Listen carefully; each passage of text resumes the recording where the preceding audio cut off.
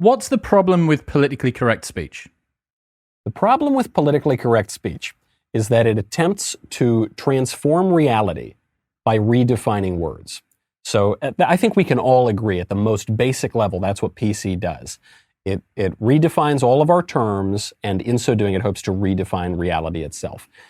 The problem for conservatives, though, is that it lays a trap whereby basically any way you react to PC strengthens PC. And I use the term PC. You could also use the term wokeism or cancel culture. Whatever. Part of the issue is they change all the words. So we're talking about the same broad phenomenon.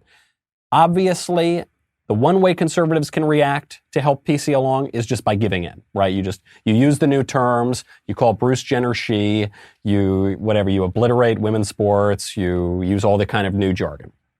Obviously, that gives them what they want. But then there's another group of conservatives who say, no way, I'm not going along with these new standards. You can't make me do it. I'm a free speech absolutist, right? And I think a lot of us have maybe used that kind of language in the past at various times. But the problem here is that the whole point of political correctness is to destroy the old standards, right? So if you go along with that, then you're helping them to do that. You're destroying the old standards. But if you throw your hands in the air and you say, you know what, I'm a free speech absolutist, say whatever you want, do whatever you want, I don't care, I'm a purist, right?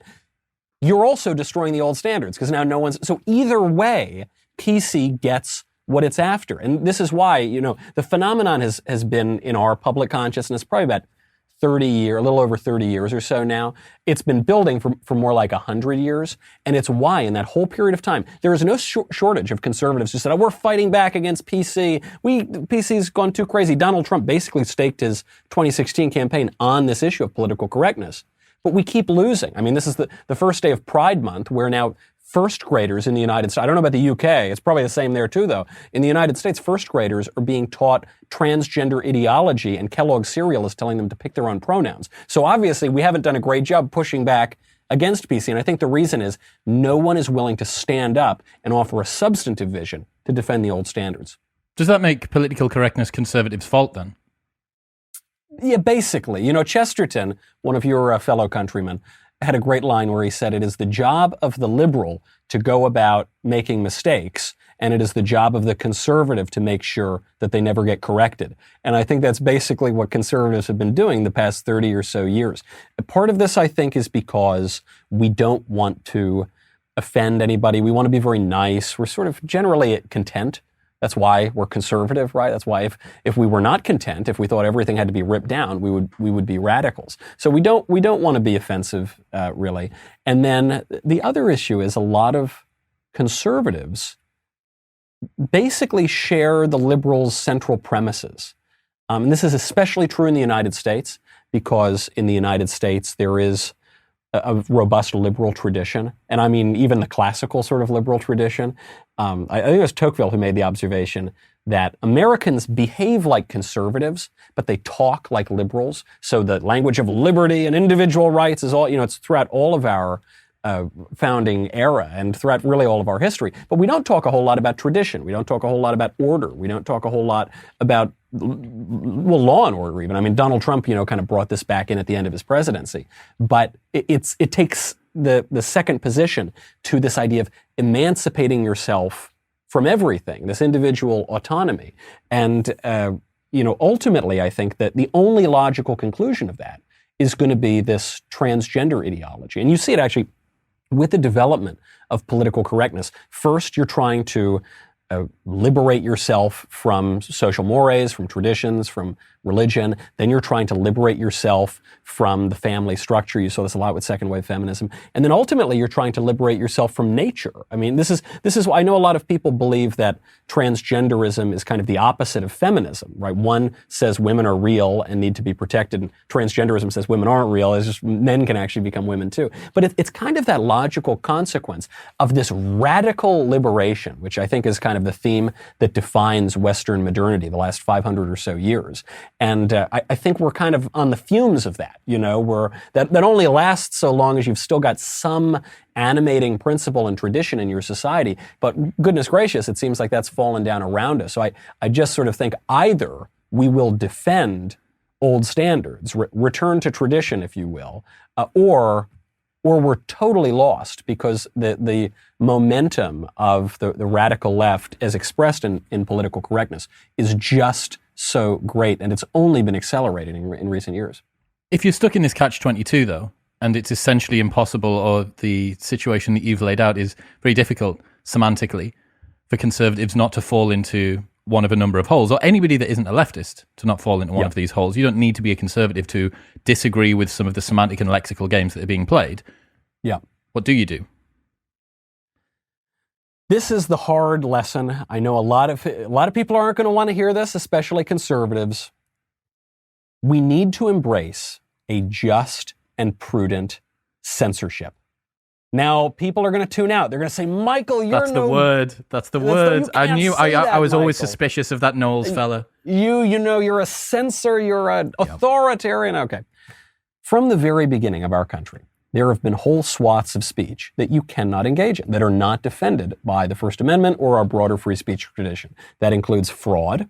You're not allowed to engage in fraud.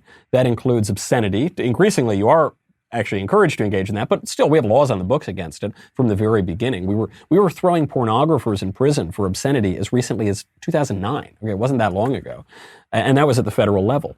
You're not protected from sedition in certain forms, going back to the earliest days of the country, all the way well into the 20th century.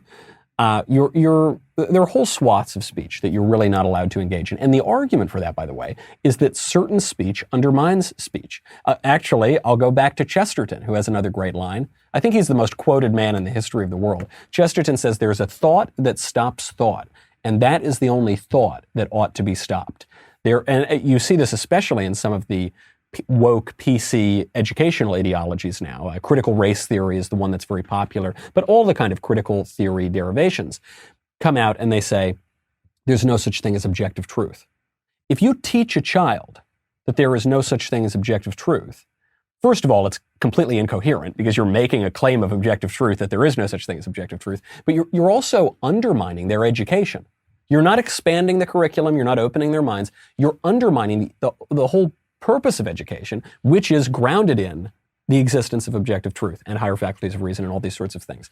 Same thing with fraud, right? If you can abuse your speech to commit fraud, you've undermined speech because now speech cannot be relied on to convey any sort of truth. If you rely on free speech protections to defend obscenity, you're undermining free speech because obscenity and all sorts of licentiousness undermine our own freedom. The Founding Fathers were very clear about this. Some of the greatest liberal writers in the classical liberal tradition will say you can't abuse your liberty to the point of licentiousness because then you've undermined your liberty. And the example I use on this is a heroin addict, right? Right now, there's a big push to legalize all sorts of drugs. You see that from the derelicts on the left, but you also see it from some more libertarian types on the right. And they'll say, we got to legalize drugs because it's an unjust infringement of your personal liberty for the government to say otherwise. I think most of us have known drug addicts in our lives, right? Think of the heroin addict who, according to the modern definition of liberty, is the freest man in the world. As long as he's got a buck in his pocket, he can go buy whatever he wants. He can shoot up. Oh, the pinnacle of liberty, the whole purpose of the United States, right? I don't think so. I think actually we all know that man is a slave. He's a slave to his lower base passions and appetites. And this is because man, uniquely, has intellect and will. And we actually have two kinds of will. We have the lower will, which is when we want to just stuff our face with cookies or drugs or booze or whatever. And then we've got a higher will. And very often they're in conflict. St. Paul writes about this. He says, the things that I want to do, I don't do. And the things that I don't want to do, I do. And we all know what this means. You're at the bar and there's a cute chick at the end of the bar and you say, I don't, Michael, don't. But the lower part of you, it's the little devil on your shoulder, right? Who says, go down there. So we've got the lower will, we've got the rational higher will. And the rational higher will is mediating between the lower will and the divine will, which is this divine logic of the universe. And we have an intellect to help sort it all out. And Aristotle says this is what makes us a political animal, more so than any of the gregarious animals. And the expression of that is in our speech, right? That we don't just grunt, We don't just holler. Increasingly we do, actually, in U.S. Congress and elsewhere. But, in our best selves, we are speaking. We're persuading one another. We're using these symbols of words to communicate things about objective reality. And the moment that you compromise that, the moment you say there is no truth to convey, or you say you're not permitted to say these things and you're going to muzzle everybody up, we've just come out of a year where we've literally been muzzled by these masks everywhere, then you are cutting to the heart of what it means to be human and trying to liberate oneself from reality, I think. And I think that's the whole purpose of it, and it's why the left has been so focused on this sort of thing. And unfortunately, the whole time, so many conservatives will look at PC and wokeism and they'll say, oh, it's just a distraction. Oh, who cares if you're going to call Bruce Jenner a she, or it's not. Don't get hung up. We ought to talk about real things that matter, like cutting taxes a little bit more again. And you say, well, I like tax cuts as much as the next guy, but if you lose our relationship to reality, if you lose the whole culture, then tax cuts and $1.50 will get you a cup of coffee. Thank you very much for tuning in. If you enjoyed that, then press here for the full, unedited episode. And don't forget to subscribe. It makes me very happy indeed. Peace.